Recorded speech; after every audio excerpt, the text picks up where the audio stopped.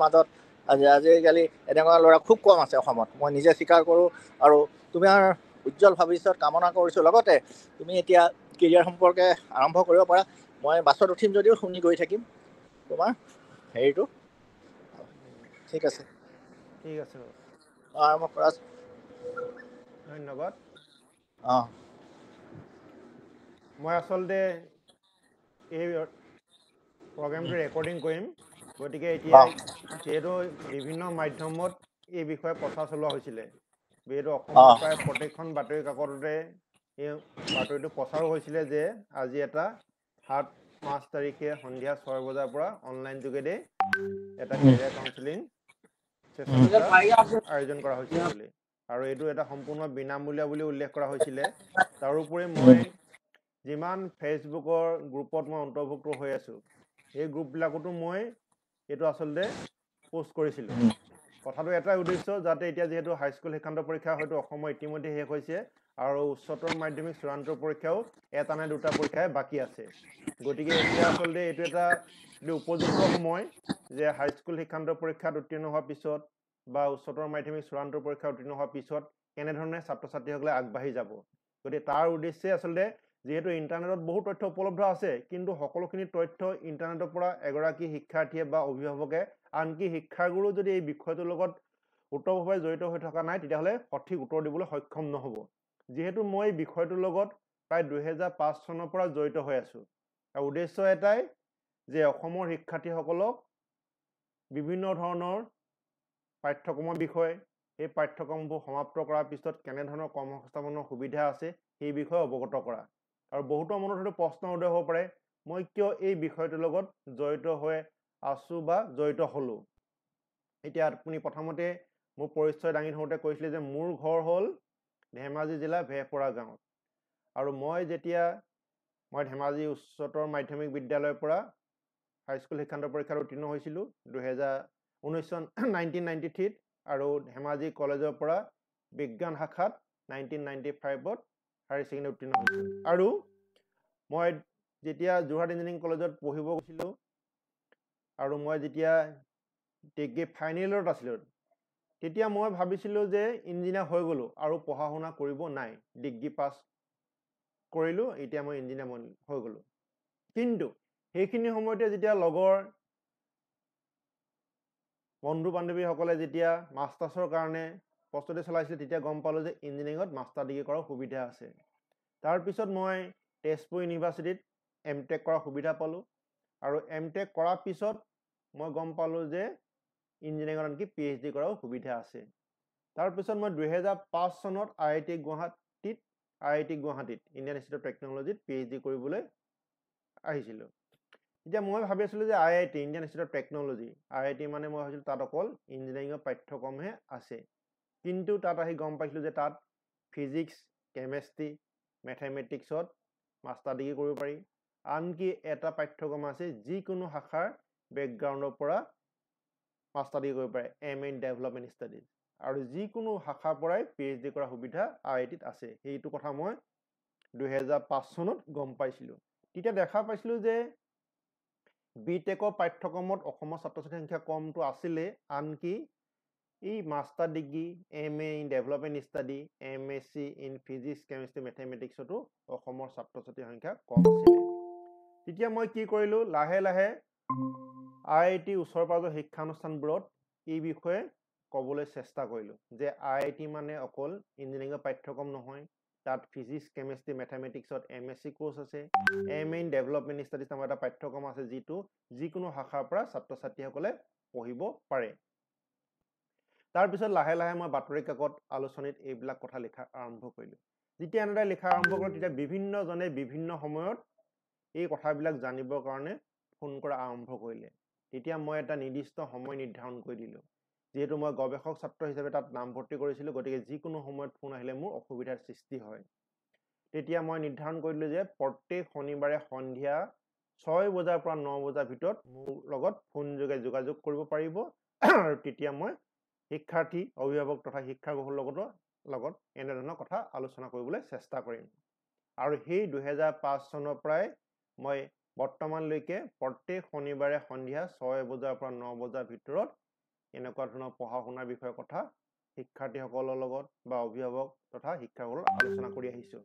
আৰু এইখিনিতে মই এটা কথা উল্লেখ কৰিব বিচাৰোঁ যে এইটো সম্পূৰ্ণ বিনামূলীয়া।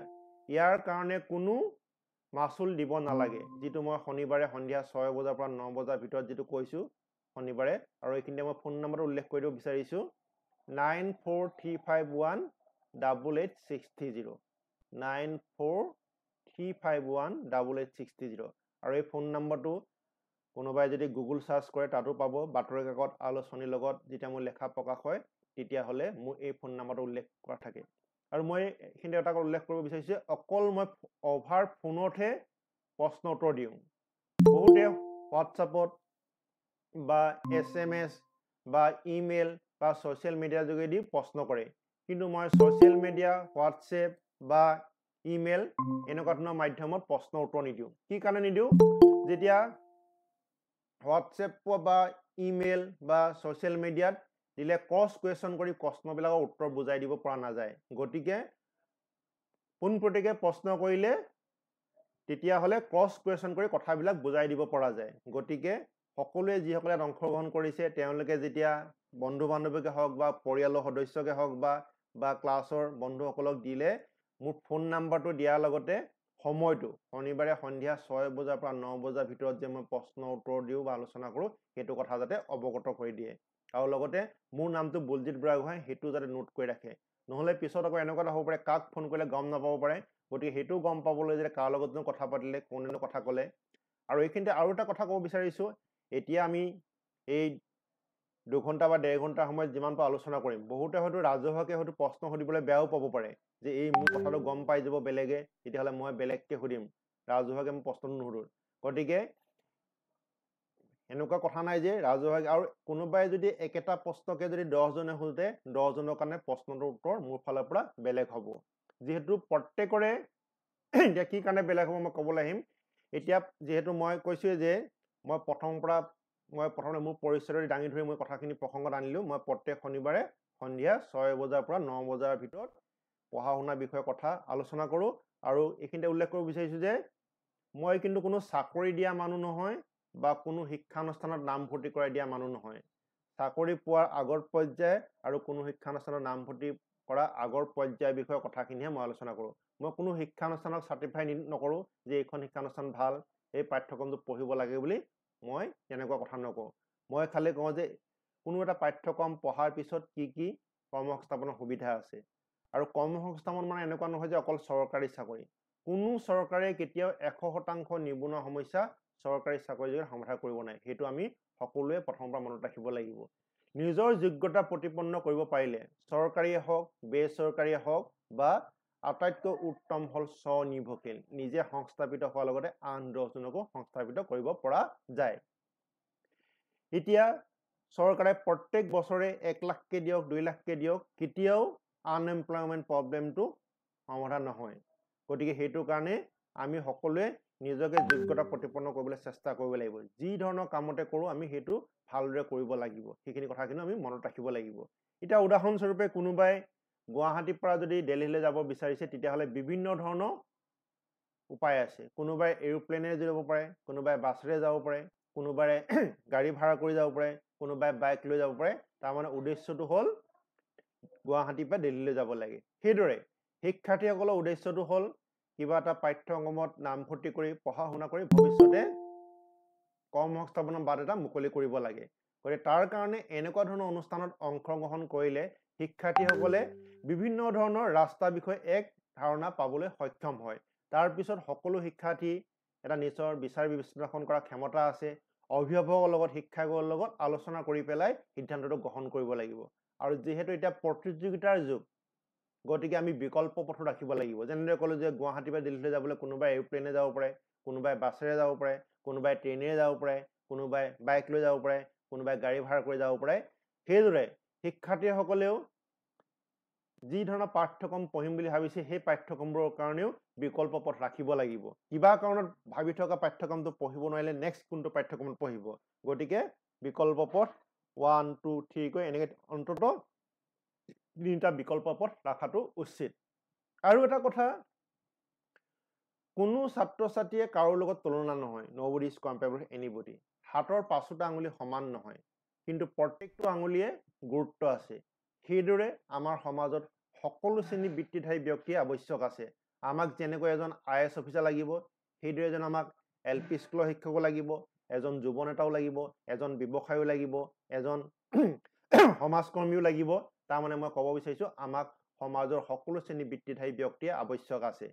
কিন্তু শিক্ষাৰ্থীসকলে নিজে বিচাৰ বিশ্লেষণ কৰিব লাগিব, মই কোনটো ধৰণৰ পাঠ্যক্ৰমৰ কাৰণে উপযুক্ত, সেই পাঠ্যক্ৰমটো সমাপ্ত কৰাৰ পিছত কেনেধৰণৰ কৰ্মসংস্থাপনৰ সুবিধা আছে, সেই কৰ্মসংস্থাপন লাভ কৰিলে মই কেনেধৰণৰ কাম কৰিব লাগিব, সেই কৰ্মক্ষেত্ৰখনত কি কি দক্ষতা থাকিব লাগিব, কি কি স্কিল থাকিব লাগিব, সেইখিনি আগতীয়াকৈ জানি ল'ব লাগিব। এতিয়া আমি জানো যে প্ৰত্যেক ব্যক্তিয়ে কিছুমান ব্যক্তিত্ব বা চাৰিত্ৰিক বৈশিষ্ট্য কিছুমান থাকে। কোনোবা হয়তো ইন্ট্ৰভাৰ্ট অন্তৰ্মুখী, কোনোবা হয়তো এক্সট্ৰভাৰ্ট বহিমুখী, কোনোবা হয়তো বাস্তৱধৰ্মী ৰিয়েলিষ্টিক, কোনোবা হয়তো অনুসন্ধানী মন ইনভেষ্টিগেটিভ মাইণ্ড, কোনোবা হয়তো আৰ্টিষ্টিক শৈল্পিক মন, কোনোবা হয়তো ছ'চিয়েল সামাজিক, কোনোবা উদ্যমী এণ্টাৰপ্ৰাইজিং। আমি সেইটো সকলোৱে জানো যে মই কেনেধৰণৰ ব্যক্তিত্ব বা মই কেনেকুৱা ধৰণৰ কাম কৰি ভাল পাওঁ। মই ইন্ট্ৰভাৰ্ট নে, মই এক্সট্ৰভাৰ্ট নে মই সমাজপ্ৰিয় সামাজিক নে বাস্তৱধৰ্মী নে মই ইনভেষ্টিগেটিভ মাইণ্ড মোৰ নে শৈল্পিক মনৰ, সেইটো সকলো শিক্ষাৰ্থী নিজে গম পাব যে মই কেনেধৰণৰ ব্যক্তিত্ব বা মোৰ কি চাৰিত্ৰিক বৈশিষ্ট্য আছে।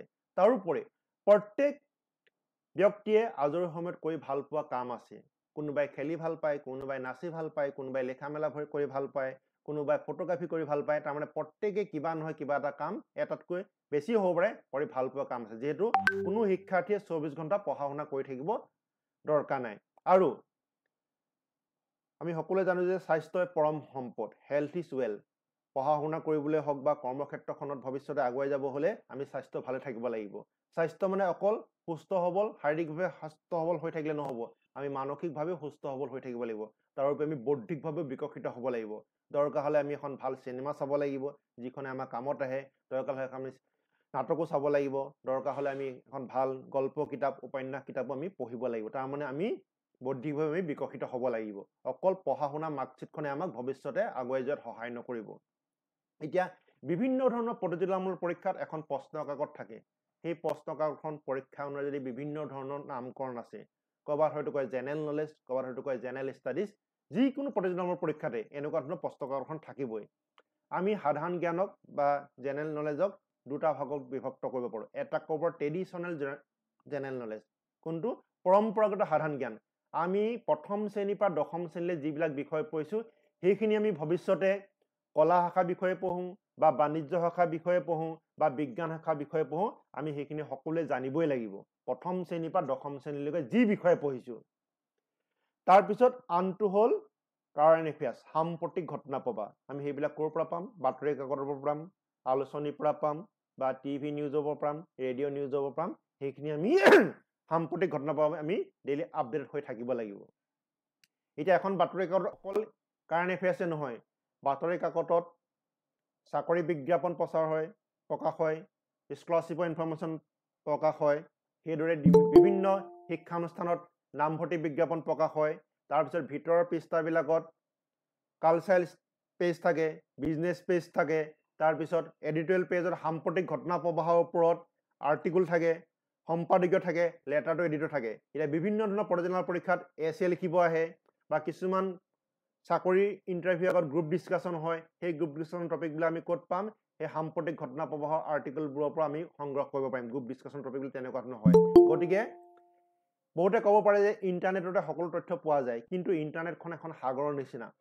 শিক্ষাৰ্থীসকলৰ কাৰণে আচলতে দ্বাদশ শ্ৰেণীলৈকে কোনো ইণ্টাৰনেটৰ আৱশ্যক দৰকাৰ নাই। আচলতে মোবাইল বা ইণ্টাৰনেট ইউজ কৰাটো ক'ভিডৰ টাইমত ইণ্টাৰনেট মোবাইলটো ইউজ কৰিব দিয়া হৈছিলে, তাৰপিছৰ পৰা এতিয়া সেইটো আচলতে চলিয়ে আছে। কিন্তু আচলতে দ্বাদশ শ্ৰেণীলৈকে আচলতে শিক্ষাৰ্থীসকলে কোনো ইণ্টাৰনেটৰ বা মোবাইলৰ আৱশ্যক নাই।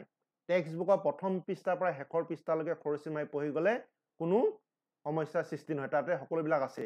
কিবা এটা বস্তু ভালদৰে বুজি পোৱা নাই, চাপ'জ হিউমেন ডাইজেষ্টিভ চিষ্টেম, তাৰ কাৰণে এনিমেটেড ভিডিঅ' বা কিবা এটা ইউটিউবত পৰা চোৱাটো বেলেগ কথা।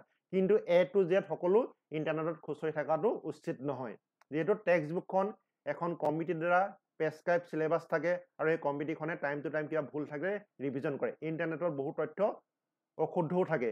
এগৰাকী শিক্ষাৰ্থীৰ কাৰণে পচিবল নহয় ইণ্টাৰনেটৰ তথ্যটো শুদ্ধ নে অশুদ্ধটো জনাটো। গতিকে সেইটো কথা শিক্ষাৰ্থীসকলে কিবা এটা ইণ্টাৰনেটৰ পৰা তথ্য লোৱাৰ আগতে কিন্তু ক্ৰছ ভেৰিফাই কৰিব লাগিব জনা শুনা ব্যক্তিৰ পৰা এই তথ্যটো শুদ্ধ হয় নে নহয়। গতিকে সেইটো কথা যদি শিক্ষাৰ্থীসকলে মনত ৰাখি লয় তেতিয়াহ'লে বহু বিপদৰ পৰা হাত সাৰিব। নহ'লে কি হ'ব, ইণ্টাৰনেটত বহু তথ্য দিবলগীয়া হয়, ফোন নাম্বাৰ দিবলগীয়া হয়, ইমেইল এড্ৰেছ দিবলগীয়া হয়, ঘৰৰ এড্ৰেছ দিবলগীয়া হয়, তেতিয়া পিছত ফোনৰ ওপৰত ফোন কৰি দিগদাৰ কৰি থাকিব। এইটো পাঠ্যক্ৰম পঢ়িব লাগে, এইটো কোৰ্চত কৰিব লাগে। যিকোনো পাঠ্যক্ৰমত নামভৰ্তি কৰাৰ আগতে কিছুমান ৰিকগনাইজ অথৰিটি আছে। সেই ৰিকগনাইজ অথৰিটিবোৰে যদি এপ্ৰুভ কৰা নহয়, ভৱিষ্যতে সেই পাঠ্যক্ৰমটো সমাপ্ত কৰাৰ পিছত কোনো চৰকাৰী চাকৰিৰ কাৰণে এপ্লাই কৰিব নোৱাৰিব। সেইখিনি আহিম মই কোনবিলাক কেনেকুৱা ধৰণৰ পাঠ্যক্ৰমৰ কাৰণে কি এপ্ৰুভেল লাগে সেইটো মনত ৰাখিব লাগিব। আচলতে 2002 চনৰ 5 চনৰ পৰা মই জড়িত আছোঁ, গতিকে মোৰ এনেকুৱা লাগিছে যে কোনখিনি কথা ক'ম, মই ঘণ্টাৰ পিছত ঘণ্টা কৈ থাকিলেও এনেকুৱা ধৰণৰ কথা কৈ শেষ নহ'ব। মই কৈছোৱেই যে আমি প্ৰথম কথাটো হ'ল এতিয়া যিসকলে দশম শ্ৰেণীৰ পৰীক্ষা দি আছে, দিলে বা দ্বাদশ শ্ৰেণী দিছে বা যিসকলে ইতিমধ্যে উত্তীৰ্ণ হৈছে, এই অনুষ্ঠানটো আচলতে সকলোৰে কাৰণে উদ্দেশ্য কৰিবলৈ কৰা হৈছে। আৰু মই প্ৰথমতে প্ৰায় আধা ঘণ্টা বা 45 মিনিট কথা কৈ ল'ম, তাৰপিছত যিসকলে অংশগ্ৰহণ কৰিছে তেওঁলোকে মোক পোনপটীয়াকৈ প্ৰশ্ন কৰিব পাৰিব, তেতিয়া মই সকলোৱে প্ৰশ্ন উত্তৰ দিবলৈ চেষ্টা কৰিম। আৰু কিবা কাৰণত কোনোবাই যদি ৰাজহুৱাকৈ প্ৰশ্নটো সুধিব নিবিচাৰে তেতিয়াহ'লে মই কৈছোঁ শনিবাৰে 9435188630 শনিবাৰে সন্ধিয়া 6 বজাৰ পৰা 9 বজাৰ ভিতৰত ফোন কৰিব পাৰিব। তাৰ কাৰণে কোনো গুগল পে' পে'টিএম কৰিব নালাগে।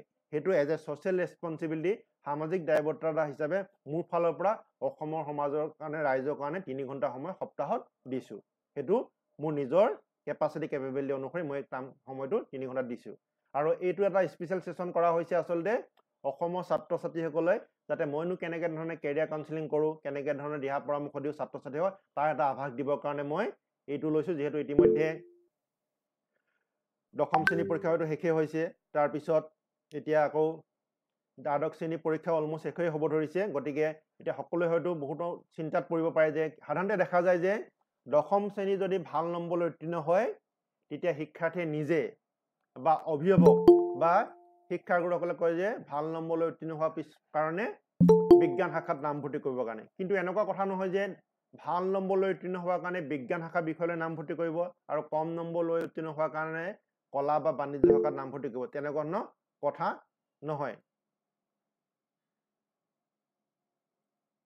9435188630 9435188630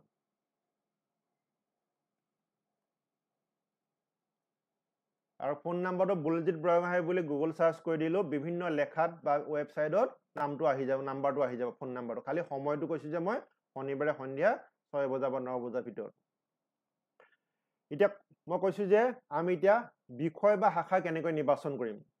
যিসকলে দশম শ্ৰেণীৰ পৰীক্ষা দিছে তেওঁলোকে ৰিজাল্ট দিয়া নাই, তেওঁলোকে কেনেকৈ নিৰ্বাচন কৰিব। সাধাৰণতে আমি জানো যে অষ্টম নৱম দশম শ্ৰেণীত কোনটো বিষয় ভালদৰে আমি খৰচীমাই বুজি পাইছিলোঁ, কোনটো যিকোনো ধৰণৰ প্ৰশ্ন আহিলে প্ৰশ্ন উত্তৰ কৰিব পাৰে, সেইটো শিক্ষাৰ্থীগৰাকীয়ে নিজে বা অভিভাৱক বা শিক্ষাগুৰুসকলে জানে যে এই ছাত্ৰগৰাকীয়ে এই এনেকুৱা ধৰণৰ বিষয়ে ভালদৰে প্ৰশ্নবিলাক উত্তৰ কৰিব পাৰে, আওপকীয়াকৈ অহা প্ৰশ্ন উত্তৰ কৰিব পাৰে। তাৰমানে তেতিয়া গম পোৱা যাব যে সেই ছাত্ৰগৰাকী বা ছাত্ৰীগৰাকী সেই বিষয়টো ভালদৰে খৰচীমাই বুজি পাইছে, যিকোনো ধৰণৰ প্ৰশ্ন উত্তৰ কৰিব পাৰে। সাধাৰণতে পৰীক্ষা প্ৰশ্ন কাকতবিলাক 70% বা 80% ওপৰ পাব হ'লে ভালদৰে বিষয়টো খৰচীমাই বুজি পাব লাগিব, তেতিয়াহে 70 বা 80% মাৰ্কছৰ ওপৰ মাৰ্কছটো পাবলৈ সক্ষম হ'ব।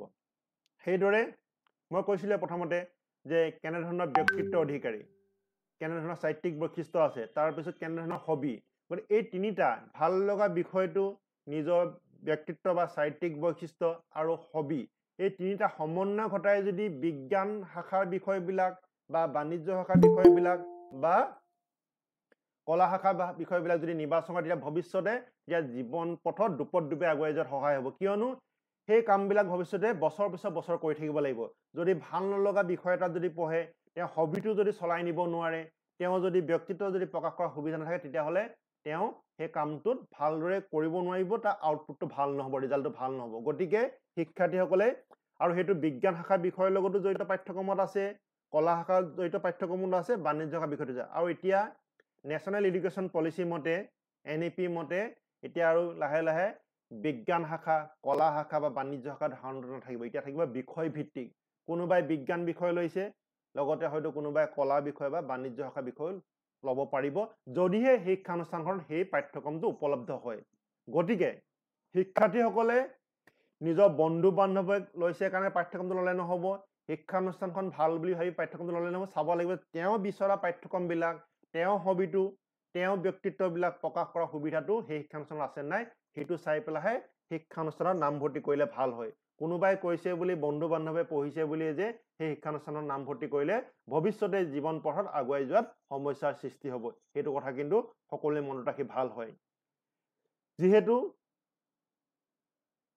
বিচৰা পাঠ্যক্ৰমটো কোনোবা এখন শিক্ষানুষ্ঠানত কম নম্বৰ, চাব উদাহৰণস্বৰূপে কোনোবাই বিজ্ঞান বিষয়টোৱে ভাল পাইছিলে, গণিত বিষয়টো ভাল পাইছিলে, পৰীক্ষা আগদিনাখন কিবা কাৰণত ৰিভিজন কৰিব নোৱাৰিলে, কিবা কাৰণত বেমাৰ হ'ল, হয়তো ভাল লগা বিষয়টোতে হয়তো কম নম্বৰ পাব পাৰে, বিজ্ঞানেই হওক বা গণিত বিষয়টো। এই ৰিজাল্টত দশম শ্ৰেণীৰ ৰিজাল্টত কম নম্বৰ অহাৰ কাৰণে যে মোৰ দশম শ্ৰেণীৰ ৰিজাল্টত বিজ্ঞান আৰু গণিত বিষয়ত কম নম্বৰ আহিলে, গতিকে মই কলা শাখাত নামভৰ্তি কৰি দিওঁ। কিন্তু শিক্ষানুষ্ঠানটো বহুত আছে, গতিকে কম নম্বৰ পোৱাৰ কাৰণে যে বিচাৰি থকা শিক্ষানুষ্ঠানত নামভৰ্তি কৰা সুবিধা মই বিজ্ঞান শাখাত নোপোৱাৰ কাৰণে কলা শাখাত পাইছো বুলি নামভৰ্তি কৰি দিলে নহ'ব। শিক্ষানুষ্ঠানখন সলনি কৰি লাগিলে বেলেগ শিক্ষানুষ্ঠানত বিজ্ঞান শাখাত পঢ়াটোৱে উচিত, যিহেতু ভৱিষ্যতে হয়তো সেই পাঠ্যক্ৰমটোৱে পঢ়ি পেলাই জীৱন পথত আগুৱাই যায়, তেতিয়াহে সহায় হ'ব। সেই কথাটো যাতে সকলোৱে মনত ৰাখে। আৰু বাৰে বাৰে মই কৈ আছো যে আমি বিকল্প পথো ৰাখিব লাগিব। এতিয়া প্ৰতিযোগিতাৰ যুগ, গতিকে বিকল্প পথ যদি আমি নাৰাখো তেতিয়াহ'লে ভৱিষ্যতে বিপদত পৰিব পাৰোঁ। এতিয়া দশম শ্ৰেণী উত্তীৰ্ণ হোৱাৰ পিছত নিজৰ ভাল লগা বিষয়, যিটো বিষয় খৰচীমাই বুজি পোৱা যায়, তাৰপিছত নিজৰ হবিটো কেনেধৰণৰ, নিজৰ কেনেধৰণৰ ব্যক্তিত্ব বা চাৰিত্ৰিক বৈশিষ্ট্য আছে, সেইকেইটা সমন্বয় ঘটাই পেলাই আমি বিষয়বিলাক নিৰ্বাচন কৰিব লাগিব।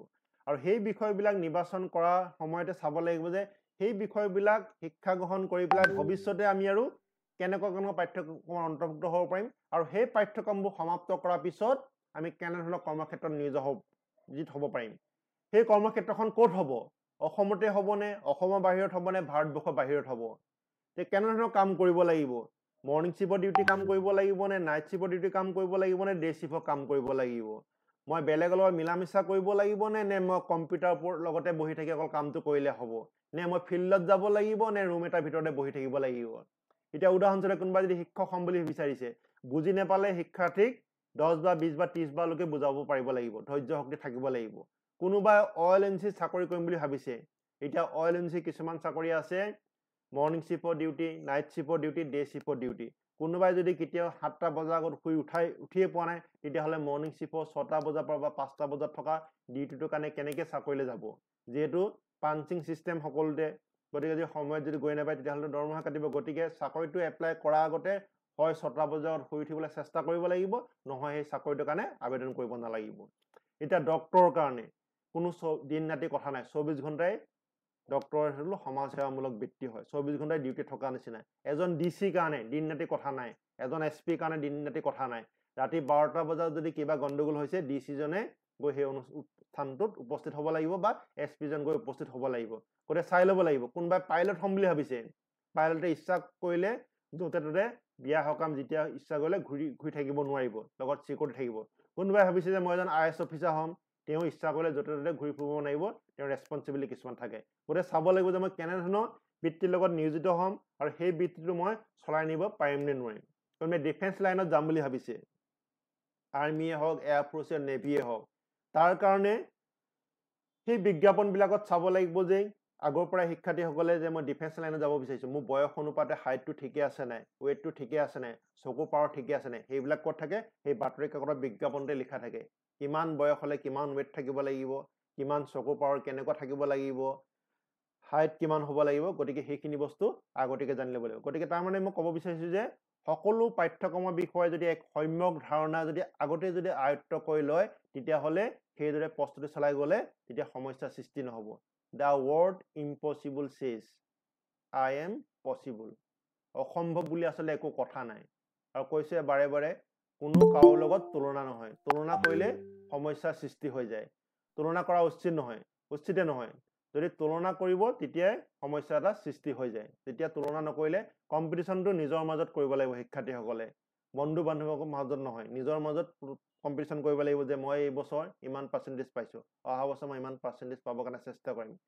গতিকে সকলোৱে নিজৰ নামেৰে নিজৰ পৰিচয় দিবলৈ চেষ্টা কৰিব লাগে নিজৰ গুণ দক্ষতা আগুৱাই নিজৰ নামেৰে কোনোবা ককায়েক কাৰোবাৰ পুতেক কাৰোবাৰ জীয়েক আৰু প্ৰত্যেকে পাৰিব যদি নিজৰ নামেৰে নিজৰ পৰিচয় দিবলৈ নিজৰ কামখিনি যদি সুচাৰুৰূপে পালন কৰে আৰু পৃথিৱীত আটাইতকৈ উজু কাম আছে যদি পঢ়াৰ কামটো পঢ়া নিচিনা উজু কাম পৃথিৱীত আৰু একো নাই কিতাপত আছে শিক্ষকে পঢ়াব পৰীক্ষাত লিখিব লাগে প্ৰশ্নোত্তৰ কৰিব লাগে পাছ কৰিব বিভিন্ন ধৰণৰ চাকৰিৰ কাৰণে কম্পিটিটিভ এক্সাম দিব কোৱালিফাই কৰিব চাকৰি পাব চৰকাৰী খণ্ডতে হওক বা বেচৰকাৰী খণ্ডতে হওক বা স্বনিৰ্ভৰশীলৰ দিশে আগুৱাব হ'লেও নিজৰ শিক্ষাগত অৰ্হতা থাকিব লাগিব তেতিয়াহে স্বনিৰ্ভৰশীল দিশেও কিবা এটা কাম কৰিলে আগুৱাই যাব পাৰিব গতিকে পঢ়া নিচিনা আৰু পৃথিৱীত উজু কাম ক'তো নাই এই কথাটো সকলোৱে মনত ৰাখি ল'লে শিক্ষাৰ্থীসকলে ভাল হয় তাৰপিছত যেতিয়া চাকৰি কৰিব তেতিয়া ভাবিব যে কিয় মই পঢ়ি নাথাকিলো চাকৰি কৰাতে পঢ়া টাইমটোৰ নিচিনা সুন্দৰ সময় আৰু একো নাই এতিয়া আহিছো আৰু মই বাৰে বাৰে কৈ আছো আমি কেইজন ইয়াত আছো কথা নাই যেহেতু মই এইটো ৰেকৰ্ডিং কৰিছো আৰু ৰেকৰ্ডিংটো মই উপলব্ধ কৰাম যাতে যিসকলে অংশগ্ৰহণ কৰিব নোৱাৰিলে আৰু আচলতে বহুতে কি হয় যেতিয়া সমস্যা এটা সৃষ্টি হয় তেতিয়াহে এনেকুৱা ধৰণৰ অনুষ্ঠান বা দিহা পৰামৰ্শ বিচাৰে কিন্তু বিনামূলীয়াকৈ দিয়া বস্তু বহুতে আগ্ৰহী নহয় জানিব নিবিচাৰে গতিকে মই ইমান বাতৰি কাকত বা ছ'চিয়েল মিডিয়া বিভিন্ন হোৱাটছএপ গ্ৰুপত মই কথাটো প্ৰচাৰ চলাইছিলোঁ কিন্তু দুৰ্ভাগ্যবশতঃ ইয়াত আজি উপস্থিতিৰ সংখ্যা অতি নগণ্য কিন্তু যেতিয়া ৰিজাল্ট দিব মই জানো সেইদিনাখন ফোন মই ৰিজাল্ট দিয়া সময়ত মই ফোনটো বন্ধ কৰিব সময় নাপাওঁ 3 ঘণ্টা নন ষ্টপ ফোন আহি থাকে কিন্তু আমি যেতিয়া বিনামূলীয়াকৈ বস্তুবিলাক দিওঁ তেতিয়া কোনো আগ্ৰহ প্ৰকাশ নকৰে এনেকুৱা ধৰণৰ কথাবিলাক জানিবৰ কাৰণে কথাটো হ'ল যে সকলোৱে গুণ দক্ষতা আছে হয় কিন্তু কোনটো পাঠ্যক্ৰম পঢ়িব লাগিব কেনেদৰে আগুৱাই যাব সেইটো জনা ব্যক্তিসকলে আলোচনা কৰিলেহে আগুৱাই যাব পাৰিব এনেকুৱা নহয় যে ইণ্টাৰনেটৰ পৰা চাই পেলাই কিবা এটা এনেকুৱা আছে বহুতে ইণ্টাৰনেটৰ পৰা চাই পেলাই কিবা এটা পাঠ্যক্ৰম গ্ৰহণ কৰিছে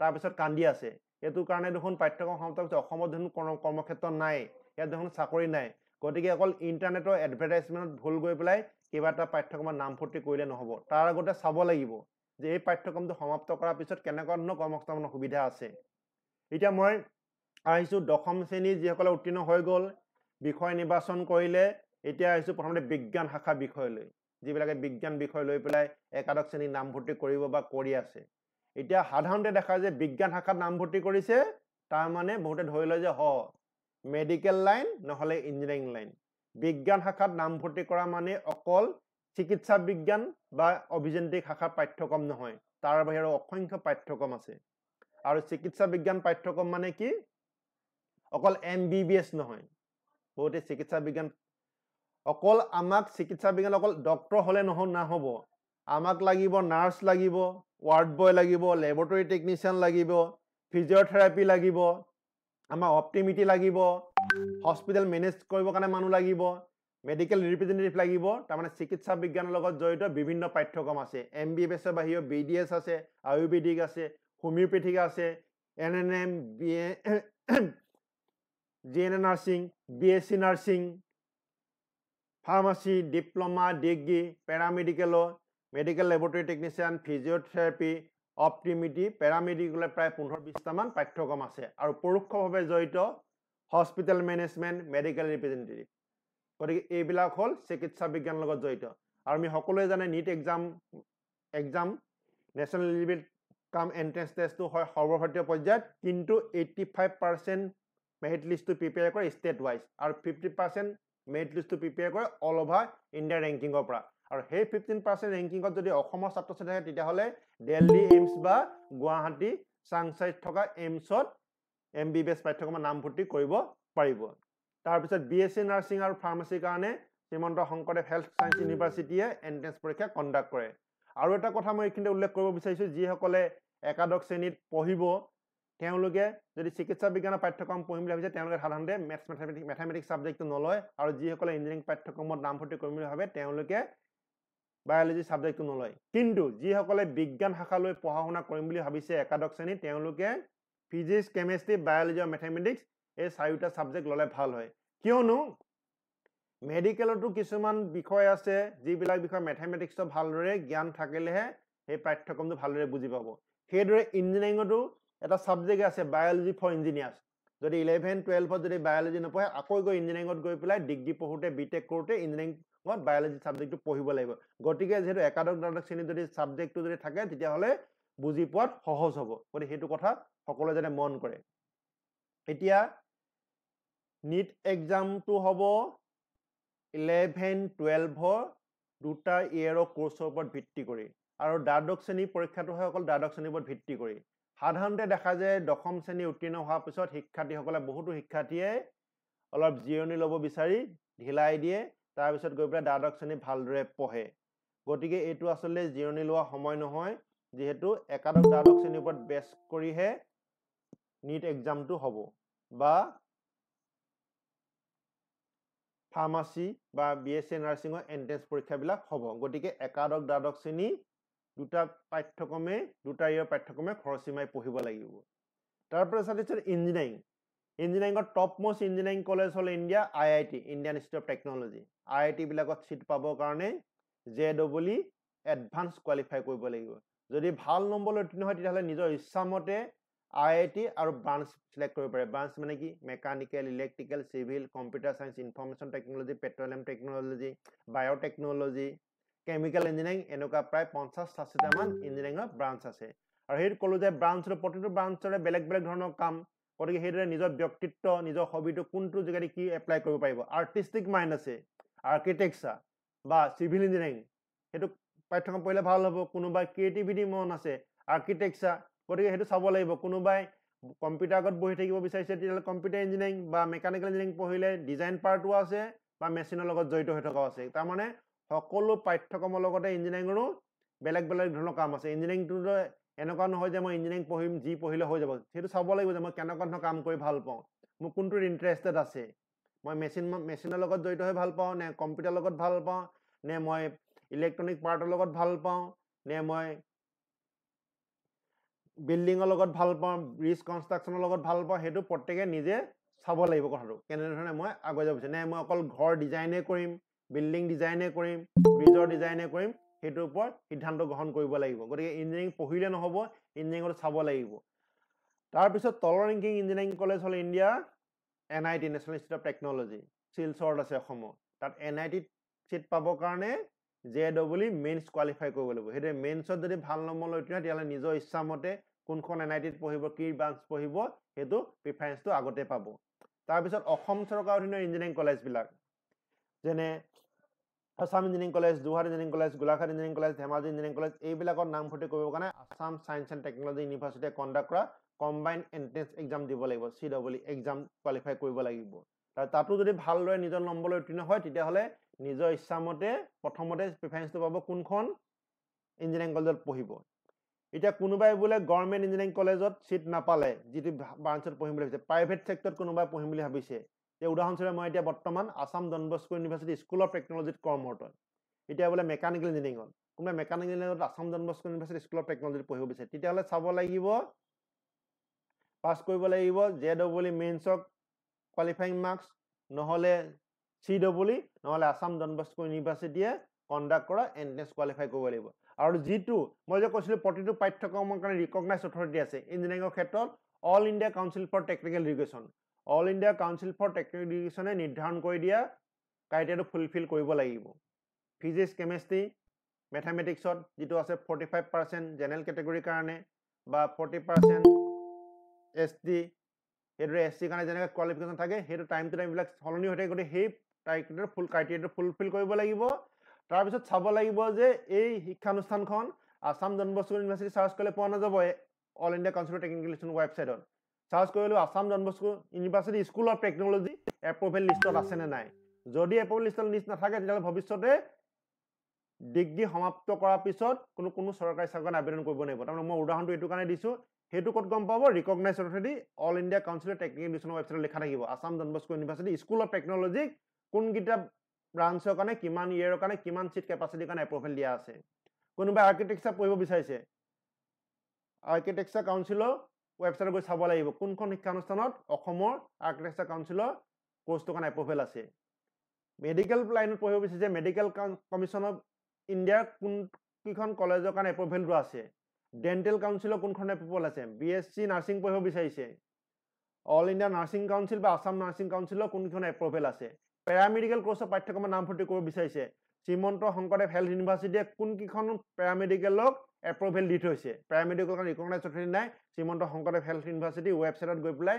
তাত চালে দেখা পাব যে টাইম টু টাইম মাজে মাজে পেৰামেডিকেলৰ কোৰ্চ লৈ পেলাই হুলস্থুল এটা সৃষ্টি হয় যে এখন এপ্ৰুভেল নাছিলে টিভিত বাতৰি কাকত এইবিলাকৰ বিষয়ে গতিকে সেই ৱেবছাইটত গৈ পেলাই চাব লাগিব শ্ৰীমন্ত শংকৰদেৱ হেল্থ ইউনিভাৰ্চিটি ৱেবছাইটত গৈ পেলাই এই লিষ্টত নামটো আছে নাই এই পেৰামেডিকেল ইনষ্টিটিউটখনৰ তাৰপিছত অসমত এখন এগ্ৰিকালচাৰেল ইউনিভাৰ্চিটি আছে এগ্ৰিকালচাৰেল ইউনিভাৰ্চিটিৰ অধীনত কি পাঠ্যক্ৰম আছে BSc agriculture community science sericulture horticulture fishery আৰু ভেটেনাৰী সায়েন্স এগ্ৰিকালচাৰ ইউনিভাৰ্চিটিখন আছে যোৰহাটত কলেজবিলাক আছে খানাপাৰাত আছে ভেটেনাৰী কলেজ লখিমপুৰত আছে ভেটেনাৰী কলেজ বিশ্বনাথ চাৰিআলিত আছে এগ্ৰিকালচাৰ কলেজ ৰহাত আছে ফিচাৰী কলেজ তিতাবৰত আছে সেৰিকালচাৰ সেইদৰে ধুবুৰীত আছে এগ্ৰিকালচাৰ কলেজ চৰসিংহ এগ্ৰিকালচাৰ কলেজ সেইদৰে এতিয়া কোনোবাই বোলে মই এগ্ৰিকালচাৰ ইউনিভাৰ্চিটিৰ অধীনত পাঠ্যক্ৰমবিলাক নপঢ়োঁ মই ইঞ্জিনিয়াৰিং পাঠ্যক্ৰম নপঢ়োঁ মই মেডিকেল লাইনৰ পাঠ্যক্ৰম নপঢ়োঁ মই বিএছচি পঢ়িম BSc physics chemistry mathematics botany zoology এনেকুৱা ধৰণত বিএছচি পঢ়িব পাৰে আৰু বৰ্তমান প্ৰেক্ষাপটত যদি সম্ভৱ হয় শিক্ষাৰ্থীসকলৰ যদি ঘৰৰ পৰা কোনো সমস্যা নাই তেতিয়াহ'লে ডিগ্ৰী পৰ্যন্ত পঢ়ি ল'লে ভাল হয় যিকোনো বিষয়তে কলা বিষয়তে হওক বা বাণিজ্য বিষয়তে হওক বিজ্ঞান শাখাই হওক বা অভিযান্ত্ৰিক শাখাতে হওক বা এগ্ৰিকালচাৰ লাইনৰে হওক বা চিকিৎসা বিজ্ঞানৰ যিকোনো বিষয়তে যদি ঘৰখনত কোনো আৰ্থিকভাৱে সমস্যা নাই তেতিয়াহ'লে ডিগ্ৰী পৰ্যন্ত কৰি ল'লে ভাল হয় কি কাৰণে মই কৈছোঁ গভৰ্ণমেণ্ট অফ ইণ্ডিয়াৰ টপ মোষ্ট চাকৰিখিনিৰ কাৰণে ইউনিয়ন পাব্লিক ছাৰ্ভিচ কমিশ্যনে এটা পৰীক্ষা কণ্ডাক্ট কৰে সেই পৰীক্ষাটো হ'ল চিভিল ছাৰ্ভিচ এক্সামিনেশ্যন তাৰ কাৰণে মিনিমাম কোৱালিফিকেশ্যন কি আছে any graduate from a recognise university তাৰ কাৰণে কোনো মাষ্টাৰ ডিগ্ৰীত ফাৰ্ষ্ট ক্লাছ পাছ হ'বলৈ কথা নাই any graduate from a recognise university আৰু এই পৰীক্ষাটো দুটা পৰ্যায়ত হয় বুলি ক'ব পাৰি prelims and mains exam and personal interview প্ৰিলিমছটো হ'ল জাষ্ট কোৱালিফাইং এক্সাম আৰু মেইনছ আৰু পাৰ্চনেল ইণ্টাৰভিউৰ ওপৰত বেছ কৰি পেলাই ৰিজাল্টটো দিয়ে আৰু এই চিভিল ছাৰ্ভিচ এক্সামটোৰ পৰা কোনবিলাক পোষ্টৰ কাৰণে চিলেক্ট কৰে Indian administrative service Indian police service Indian forest service তাৰমানে ভাৰত চৰকাৰৰ বিভিন্ন ডিপাৰ্টমেণ্টৰ টপ মোষ্ট চাকৰিখিনিৰ কাৰণে সেই পাৰ্টিকুলাৰ বছৰটোত যিমান ভেকেঞ্চি থাকে তাৰ কাৰণে এডভাৰটাইজমেণ্টটো দিয়ে আৰু তেতিয়া সেই পজিশ্যনবিলাক ফুলফিল হয় যদি ভাল নম্বৰ লৈ টপ পজিশ্যনত থাকে তেতিয়া ডেফিনেটলি IAS IPS IFS এই পজিশ্যনবিলাক পাব পাৰে তাৰপিছত তাৰ তলৰ ৰেংকিং পজিশ্যনৰ কাৰণে ষ্টাফ চিলেকশ্যন কমিশ্যনে কণ্ডাক্ট কৰে কম্বাইণ্ড গ্ৰেজুৱেট লেভেল এক্সাম তাৰ কাৰণে এনি গ্ৰেজুৱেট সেইটো prelims mains and personal interview তাৰপিছত অসম চৰকাৰৰ বিভিন্ন ডিপাৰ্টমেণ্টৰ টপ মোষ্ট পজিশ্যনৰ চাকৰিখিনিৰ কাৰণে আসাম পাব্লিক ছাৰ্ভিচ কমিশ্যনে কণ্ডাক্ট কৰে কম্বাইণ্ড কম্পিটিটিভ এক্সাম তাৰ কাৰণেও এনি গ্ৰেজুৱেট সেইটো যোগেদি Assam civil service Assam police service block development officer employment exchange officer তাৰমানে অসম চৰকাৰৰ অধীনত বিভিন্ন ডিপাৰ্টমেণ্টৰ টপ মোষ্ট চাকৰিখিনিৰ কাৰণে সেই পাৰ্টিকুলাৰ ইয়েৰত যেতিয়া পৰীক্ষা অনুষ্ঠিত হয় তাৰ কাৰণে যিমান ভেকেঞ্চি আছে তাৰ কাৰণে আসাম পাব্লিক ছাৰ্ভিচ কমিশ্যনে কম্বাইণ্ড কম্পিটিটিভ এক্সাম কণ্ডাক্ট কৰে তাৰপিছত বেংকবিলাকৰ প্ৰভিজনাৰী অফিচাৰ বা ক্লাৰিকেল পজিশ্যনৰ কাৰণে এনি গ্ৰেজুৱেট লাগে ৰিজাৰ্ভ বেংক আৰু ষ্টেট বেংকে ইণ্ডিভিজুৱেলি পৰীক্ষা কণ্ডাক্ট কৰে আৰু বাকী বেংকবিলাকক IBPS নামৰ এটা অৰ্গেনাইজেশ্যনে সাধাৰণতে এণ্ট্ৰেন্স পৰীক্ষাটো কণ্ডাক্ট কৰি দিয়ে ৰিটেন প্ৰিলিমছ আৰু মেইনছটো আৰু ৰেছপেক্টিভ বেংকবিলাকে নিজৰ ৰিকুৱাৰমেণ্ট মতে পাৰ্চনেল ইণ্টাৰভিউবিলাক কণ্ডাক্ট কৰে সাধাৰণতে যদি বাতৰি কাকতবিলাক চোৱা যায় প্ৰত্যেক বছৰে বেংকবিলাকৰ 500-600কে এনেকুৱা ভেকেঞ্চি ওলায় প্ৰত্যেক বছৰতে তাৰপিছত ইঞ্চুৰেঞ্চ কোম্পানীবিলাকৰ ডেভেলপমেণ্ট অফিচাৰৰ কাৰণে তাৰ কাৰণে এনি গ্ৰেজুৱেট তাৰপিছত ইউনিয়ন পাব্লিক ছাৰ্ভিচ কমিশ্যনে কণ্ডাক্ট কৰে কম্বাইণ্ড ডিফেন্স ছাৰ্ভিচ এক্সাম ইয়াত হ'ল 3টা শাখা আছে আৰ্মি এয়াৰফ'ৰ্চ নেভি আৰ্মিৰ কাৰণে আৰ্টছ ছায়েন্স কমাৰ্চ বেকগ্ৰাউণ্ড কথা নাই কিন্তু এয়াৰফ'ৰ্চ আৰু নেভিৰ কাৰণে ছায়েন্স তথা ইঞ্জিনিয়াৰিং বেকগ্ৰাউণ্ডৰ হ'ব লাগে তাৰপিছত আনকি আকৌ হায়াৰ ছেকেণ্ডেৰী পাছ কৰাৰ পিছতো ষ্টাফ চিলেকশ্যন কমিশ্যনে combined higher secondary level exam conduct কৰে তাৰমানে হায়াৰ ছেকেণ্ডেৰী পাছ কৰা পজিশ্যনৰ যিবিলাক পোষ্টৰ কাৰণে চেণ্ট্ৰেল গভৰ্ণমেণ্টৰ তাৰ কাৰণে ষ্টাফ চিলেকশ্যন কমিশ্যনে combined higher secondary level exam conduct কৰে সেইদৰে ইউনিয়ন পাব্লিক ছাৰ্ভিচ কমিশ্যনে NDA National Defence Academy NDA exam তাৰ যোগেদি আৰ্মি এয়াৰফোৰ্চ নেভিৰ কাৰণেও পৰীক্ষা কণ্ডাক্ট কৰে আৰ্মিৰ কাৰণে আৰ্টছ সায়েন্স কমাৰ্চ কথা নাই এয়াৰফোৰ্চ আৰু নেভিৰ কাৰণে সায়েন্স বেকগ্ৰাউণ্ড হ'ব লাগে গতিকে এতিয়া এইটো সম্পূৰ্ণ শিক্ষাৰ্থীৰ ওপৰত নিৰ্ভৰ কৰিব কোন ধৰণৰ পৰীক্ষাত অৱতীৰ্ণ হ'ব নে পঢ়া শুনা কৰিব উচ্চ শিক্ষা গ্ৰহণ কৰিব সেইটো সম্পূৰ্ণ শিক্ষাৰ্থীৰ নিৰ্ভৰ কৰিব তাৰপিছত আৰু এনেকুৱা হ'ব পাৰে কাৰোবাৰ হয়তো হাইস্কুল শিক্ষান্ত পৰীক্ষাত উত্তীৰ্ণ হোৱাৰ পিছতে হয়তো এনেকুৱাও হ'ব পাৰে যে ঘৰখনক আৰ্থিকভাৱে সচ্ছল নহয় সোনকালে উপাৰ্জন কৰিব লাগে তেতিয়াহ'লেও কিছুমান পাঠ্যক্ৰম আছে হাইস্কুল শিক্ষান্ত পৰীক্ষাত উত্তীৰ্ণ নহ'লেও কিছুমান পাঠ্যক্ৰম আছে যিবিলাকত পাঠ্যক্ৰম গ্ৰহণ কৰি পেলাই সুন্দৰভাৱে জীৱন যাপন কৰিব পাৰে অসমৰ প্ৰায় প্ৰত্যেকখন ডিষ্ট্ৰিক্টতে একোখনকৈ উদ্যোগিক প্ৰশিক্ষণ প্ৰতিষ্ঠান আছে ITI এই উদ্যোগিক প্ৰশিক্ষণ প্ৰতিষ্ঠানত কিছুমান পাঠ্যক্ৰম এবছৰীয়া কিছুমান দুবছৰীয়া পাঠ্যক্ৰম আনকি অষ্টম শ্ৰেণী উত্তীৰ্ণ হ'লেও এবছৰীয়া পাঠ্যক্ৰম যেনে ৱেল্ডাৰ প্লাম্বাৰ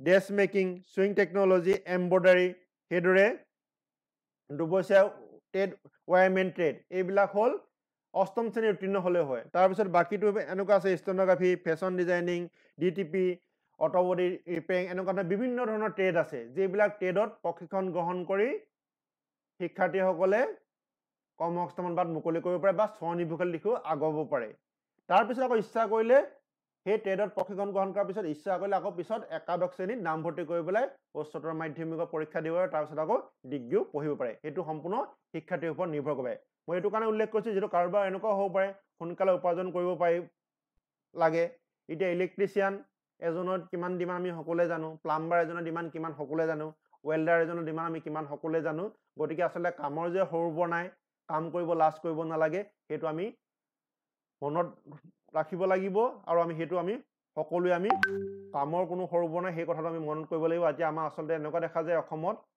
চৰকাৰী চাকৰি কৰিলেহে চাকৰি কৰা যেন বেচৰকাৰী বা স্বনিৰ্ভৰশীল কিবা আগুৱাই গ'লে মানে আমি সেইটো ভাল দৃষ্টিৰে নাচাওঁ কিন্তু আমি সেই মানসিকতা আমি সলনি কৰিব লাগিব এতিয়া বৰ্তমান যুগত চৰকাৰী বেচৰকাৰী কথা নাই চৰকাৰী চাকৰিটো নিজৰ যোগ্যতা প্ৰতিপন্ন কৰিব নোৱাৰিলে চৰকাৰী চাকৰিৰ পৰাও অব্যাহতি দিয়া ব্যৱস্থা হৈ উঠিছে গতিকে এনেকুৱা নহয় যে চৰকাৰী চাকৰি পালো আৰু কাম বন নকৰিলেও আমি দৰমহা পাই থাকিম এনেকুৱা এটা অৱস্থা নাই কথাটো হ'ল এতিয়া নিজৰ কাম কৰিব লাগিব কামত ভালদৰে যোগ্যতা প্ৰতিপন্ন কৰিব পাৰিলেহে দুপত দুবে আগুৱাই যাব পাৰিব প্ৰমোচন পাব এনেকুৱা ধৰণৰ কাম কৰিব আৰু এইখিনি এটা কথা উল্লেখ কৰিব বিচাৰিছো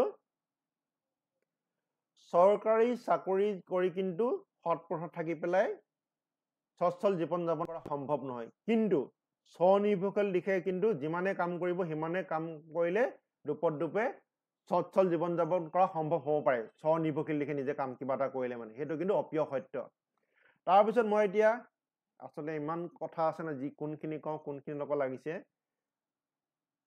আৰু এটা পাঠ্যক্ৰম আছে দশম শ্ৰেণী উত্তীৰ্ণ হোৱাৰ পিছতে গ্ৰহণ কৰিব পাৰি সেইটো হ'ল ডিপ্ল'মা পাঠ্যক্ৰম পলিটেকনিক এতিয়া বৰ্তমান প্ৰায় অসমৰ প্ৰত্যেকখন ডিষ্ট্ৰিক্টতে একোখনকৈ পলিটেকনিক আছে পলিটেকনিকত 3 বছৰীয়া ডিপ্ল'মা পাঠ্যক্ৰম এই 3 বছৰীয়া ডিপ্ল'মা পাঠ্যক্ৰম কোনবিলাক বিষয় আছে যেনে মই কৈছো যে ইঞ্জিনিয়াৰিং ডিগ্ৰী পাঠ্যক্ৰম এইটো ডিপ্ল'মা পাঠ্যক্ৰম ইয়াত মেকানিকেল ইলেক্ট্ৰিকেল চিভিল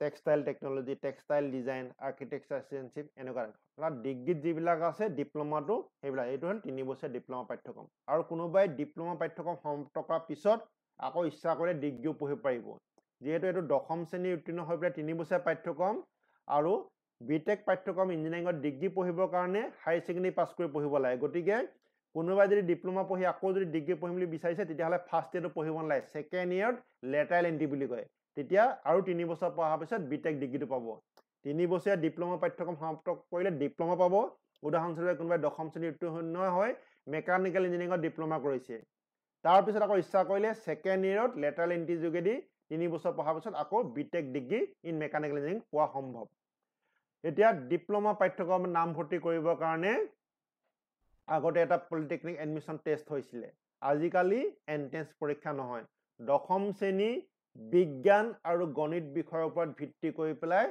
পলিটেকনিকৰ ফাৰ্ষ্ট সেমিষ্টাৰত নামভৰ্তি কৰিব পাৰে এতিয়া যিসকল শিক্ষাৰ্থীয়ে দশম শ্ৰেণীৰ পৰীক্ষা দিছে যদি কোনোবাই ভাবে যে মই পলিটেকনিকৰ ডিপ্ল'মা পাঠ্যক্ৰমত নামভৰ্তি কৰিম তেতিয়াহ'লে ৰিজাল্ট দিয়াৰ পিছতে এডভাৰটাইজমেণ্ট দিব বা তেতিয়া সেইবিলাক মতে এপ্লাই কৰিব লাগিব আৰু তাৰপিছত যদি ভাল নম্বৰ পায় তেতিয়াহ'লে দশম শ্ৰেণী বিজ্ঞান আৰু গণিত তেতিয়া নিজৰ ইচ্ছামতে প্ৰথমতে ব্ৰাঞ্চটো চিলেক্ট কৰাৰ সুবিধা পাব বা কোনখন শিক্ষানুষ্ঠানত নামভৰ্তি কৰিব। এইটো হ'ল দশম শ্ৰেণী বিজ্ঞান আৰু গণিতৰ ওপৰত ভিত্তি কৰি পেলাই পলিটেকনিকত নামভৰ্তি কৰাৰ সুবিধা পাব। এইটো প্ৰথমতে কৈছোঁ মই পলিটেকনিকত কোনটো পাঠ্যক্ৰমত নামভৰ্তি কৰিব, কোনটো শাখাত নামভৰ্তি কৰিব ব্ৰাঞ্চত, সেইটো আগতে চাই ল'ব লাগিব। মই এইটো পাঠ্যক্ৰমত নামভৰ্তি কৰিলে মই কেনেকুৱা ধৰণৰ কাম কৰিব লাগিব, মই এইটো কামৰ লগত মই কৰি ভাল পাম নে নাপাম, সেইটো কিন্তু আগতে চাই ল'ব লাগিব। অকল পলিটেকনিকত নামভৰ্তি পোৱাৰ সুবিধা পাইছোঁ বুলি পঢ়িলে নহ'ব। এতিয়া মই বিজ্ঞান শাখাৰ বিষয়ে কৈ পেলাই আহি পেলাই আকৌ মই বেক হৈ পেলাই দশম শ্ৰেণী উত্তীৰ্ণ হোৱাৰ পিছত ITI পাঠ্যক্ৰম, অষ্টম শ্ৰেণী উত্তীৰ্ণ হ'লেও পঢ়িব পৰা কিছুমান ট্ৰেড, তাৰপিছত মই পলিটেকনিকৰ পাঠ্যক্ৰমত গ'লো। এতিয়া আহিছোঁ বাণিজ্য শাখাত। এতিয়া বহুতৰ মনত এটা ধাৰণা আছে যে বাণিজ্য শাখাত নামভৰ্তি কৰিছে মানে কি হয়তো ব্যৱসায় বাণিজ্য কৰিব। বাণিজ্য শাখাত নামভৰ্তি কৰিছে মানে অকল ব্যৱসায় বাণিজ্য কৰিব এনেকুৱা নহয়। বাণিজ্য শাখাতো বিভিন্ন পাঠ্যক্ৰম আছে, যিবিলাক পাঠ্যক্ৰম আমি যিটো সাধাৰণতে লাইন বুলি কয় যেনেকে।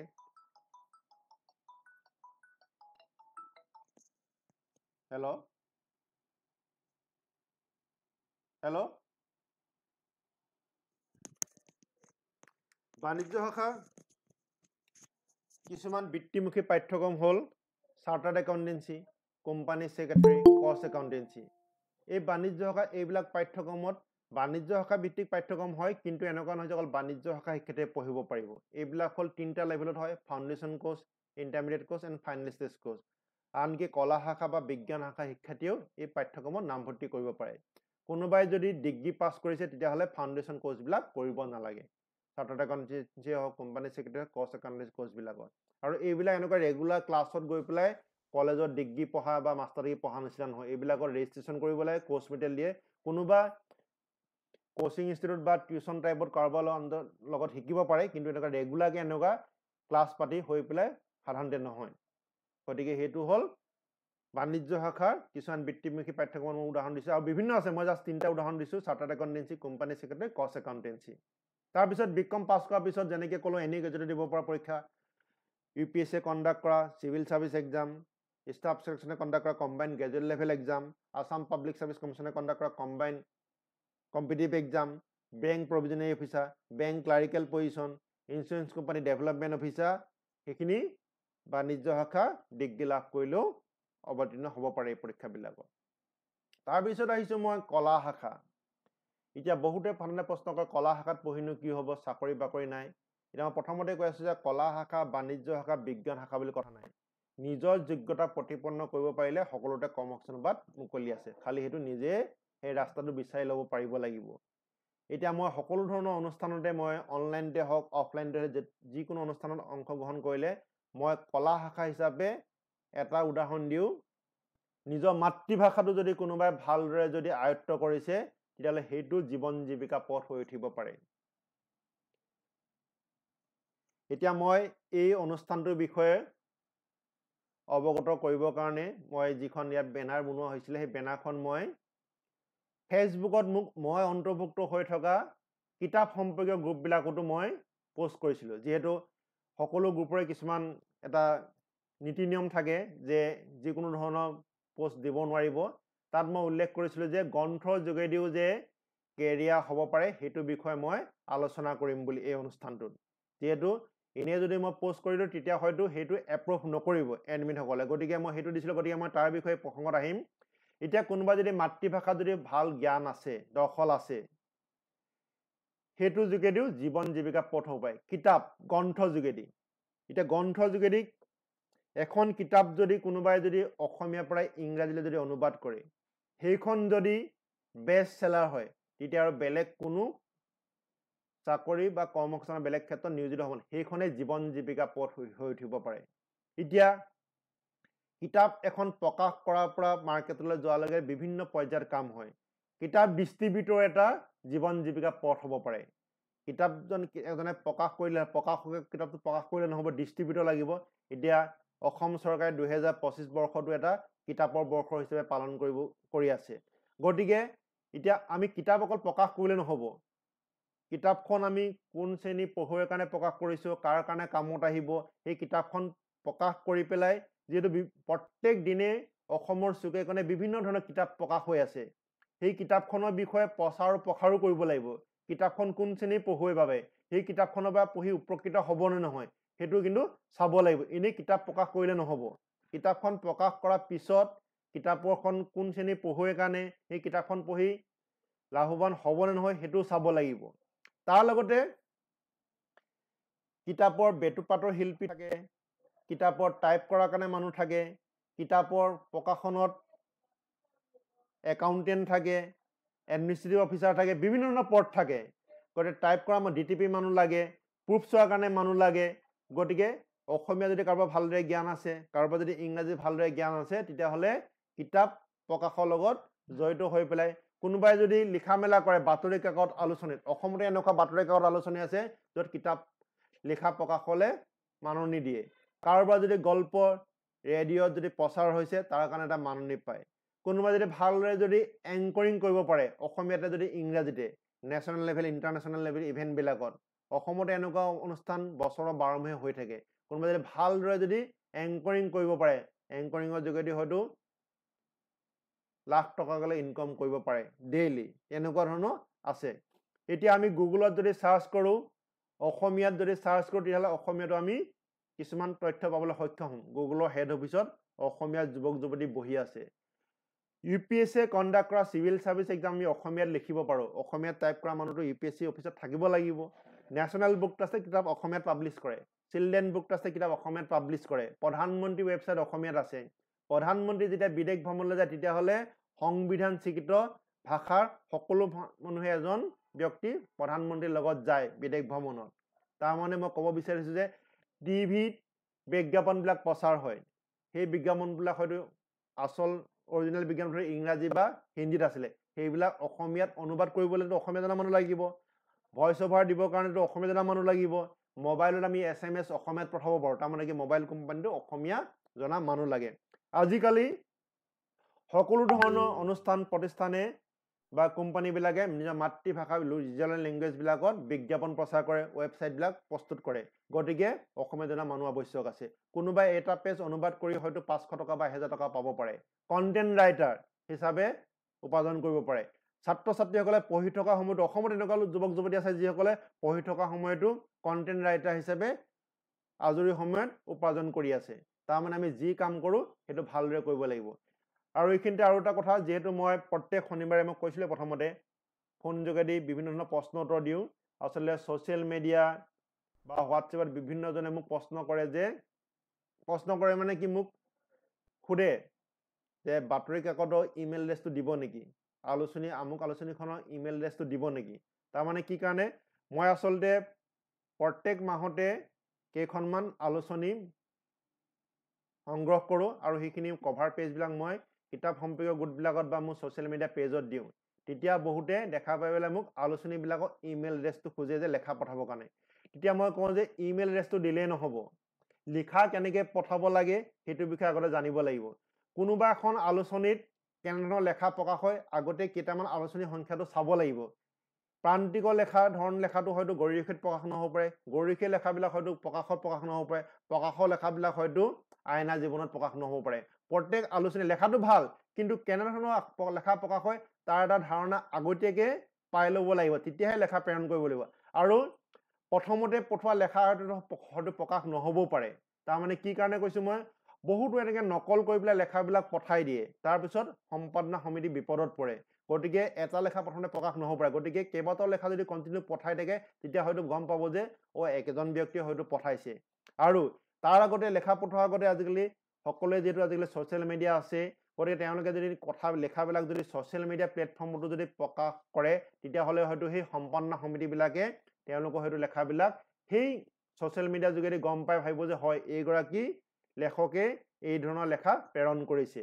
গতিকে বহুতে এনেকুৱা কয় যে লেখা পঠাইছিলোঁ প্ৰকাশ নহ'ল। এইটো কাৰণে নহয় যিহেতু গম ধৰিব নোৱাৰে যে সঁচাকৈ নিজা লেখা পঠাইছেনে, যিহেতু বহুত আলোচনীয়ে টাইম টু টাইম ক্লেৰিফিকেশ্যন দিয়ে যে এনেকুৱা এটা লেখা আহিছিলে, এই লেখাটো নকল লেখা, বেলেগৰ লেখা এটাই হুবহু লেখা দি দিছিলে। যিহেতু সম্পাদনা সমিতিৰ কাৰণে পচিবল নহয় ক'ত কি লেখা প্ৰকাশ হৈছিলে চাই থকাটো। গতিকে সেইকাৰণে কোনোবা এটা লেখা আলোচনীয়ে হওক বা বাতৰিকাকত পঠোৱাৰ আগতে সেই আলোচনীখন সংগ্ৰহ কৰি কেইটামান ইছ্যু চাই পেলাই তাত কেনেকুৱা ধৰণৰ নীতি নিয়ম আছে, কেনেকুৱা ধৰণৰ লেখা প্ৰকাশ হয়, সেইটো এটা আগতীয়াকৈ জানি ল'ব লাগিব। তেতিয়াহে লেখাটো প্ৰেৰণ কৰিলে ভাল হয়। এনেই কাৰোবাৰ পৰা ইমেইল এড্ৰেছ এটা লৈ পেলাই লেখাটো প্ৰেৰণ কৰি দিলে নহ'ব। এইখিনি কথা মই এইটো কাৰণে কথা প্ৰসংগত ক'লোঁ, যিহেতু মই ৰেকৰ্ডিং কৰিছোঁ, এই ৰেকৰ্ডিংটো মই উপলব্ধ কৰাম যাতে তেওঁলোকে এইখিনি চাই লয়।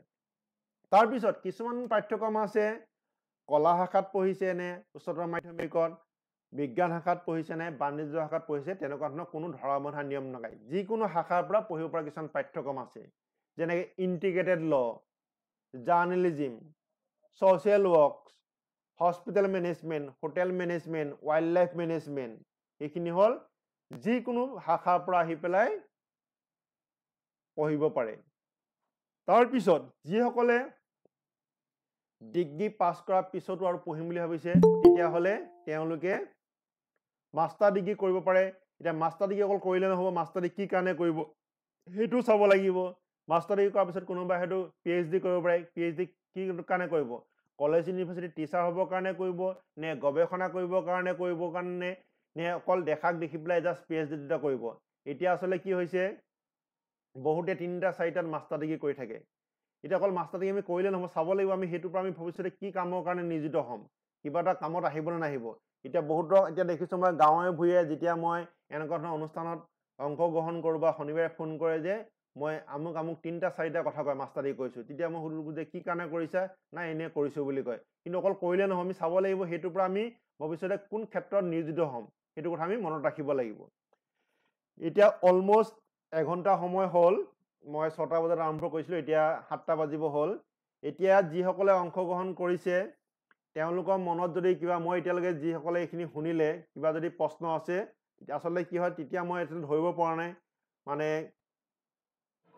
কোন বহুত কি বুলি কয় ছাত্ৰও আছে, হয়তো শিক্ষাগুৰু আহিছে বুলি মই গম পাইছোঁ, যিহেতু জ্যোতিপ্ৰসাদ ফুকন তেখেত এতিয়া এইমাত্ৰ যোগদান কৰিছে কানৈ মহাবিদ্যালয়, তেখেতটো শিক্ষাগুৰু হয়। গতিকে আপোনালোকৰ মনত যদি কিবা যদি শিক্ষাৰ্থীও আছে, যদি প্ৰশ্ন যদি মই এইখিনি যিখিনি ক'লোঁ বা আগতে কোনোবাই ভাবি আছে কিবা এটা কথা বোলে এনে জানিবৰ কাৰণে মই সুধিবৰ কাৰণে মানুহ পোৱা নাই, তেতিয়াহ'লে সুধিব পাৰে। যিমান পাৰোঁ মোৰ ফালৰ পৰা উত্তৰ দিবলৈ চেষ্টা কৰিম।